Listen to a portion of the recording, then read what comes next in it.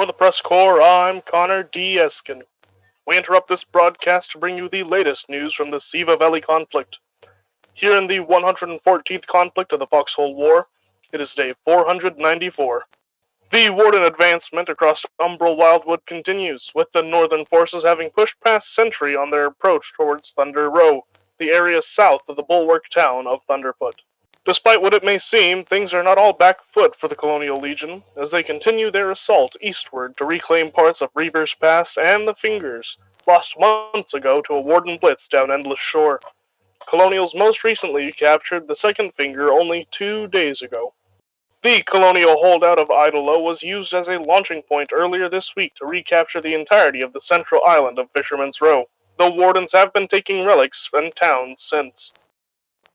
Across the aging ocean, Wardens have pushed into Westgate once again, bringing the fighting as far south as Longstone. And finally in Lochmoor, the city of Fairmoor is under siege, having been encircled entirely by the Wardens. This is your friendly reminder that the Press Corps is focused on Abel Shard. Combined casualties for this conflict have reached 2.5 million. The Colonial Legion suffers 1.3 million dead, while the Wardens suffer 1.24 million.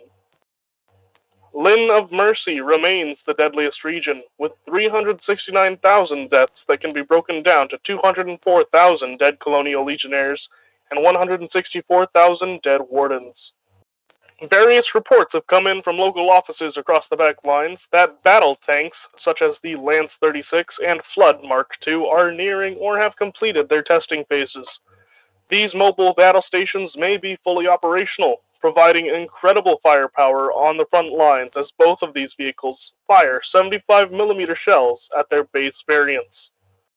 Large-scale naval operations seem to be back in style, as both sides have been fielding large ships that include the Callahan-class and the Titan-class battleships. If you're in the western portions of Raqqa, keep your head on a swivel for these behemoths, as they are truly a sight to behold. In the region of Lochmoor, Warden forces have completely encircled the port town of Fairmoor, known as a critical colonial launching point into the River Mersey.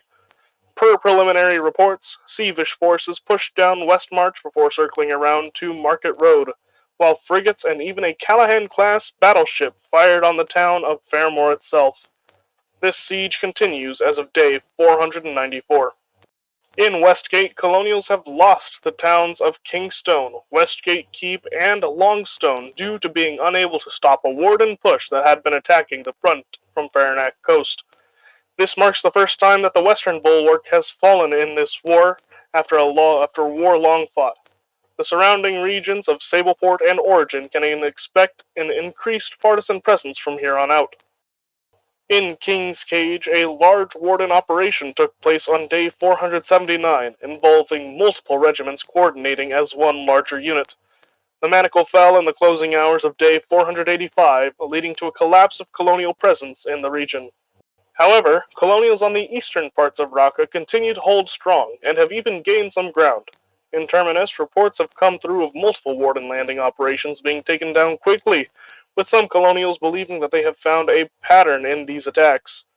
In Reaver's Pass, the roads to Scuttletown have been crept up on multiple times, with possible incursions in the town itself being rumored. And finally, in a bizarre turn of events, Colonials seem to have captured one of the Fingers themselves, setting up shop on Mount Talio. And now for a quick note handed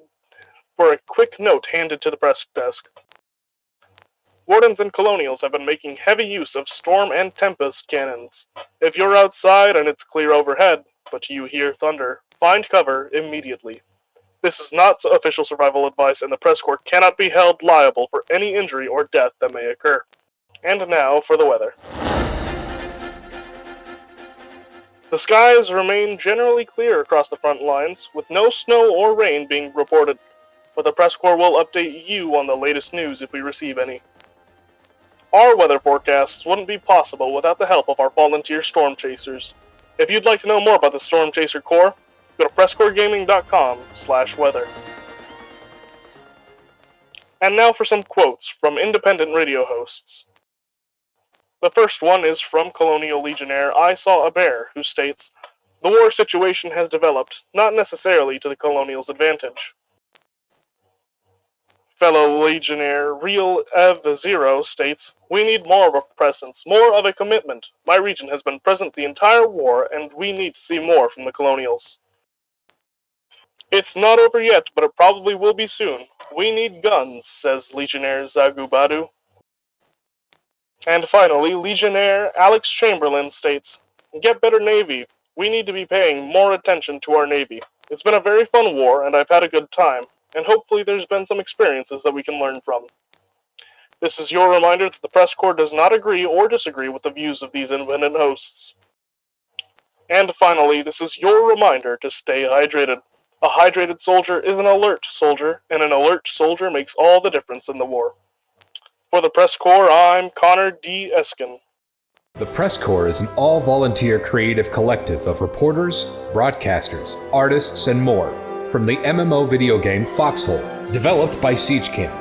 Our mission is to engross our audience in and amplify the stories of this unique war ecosystem. The Press Corps was founded in 2018 by former Planetside 2 Radio Free Auraxis host, CaptainInArms. It is a separate community entity and is not officially representative of Siege Camp. For more information, visit our website at PressCorpsGaming.com. That's PressCorps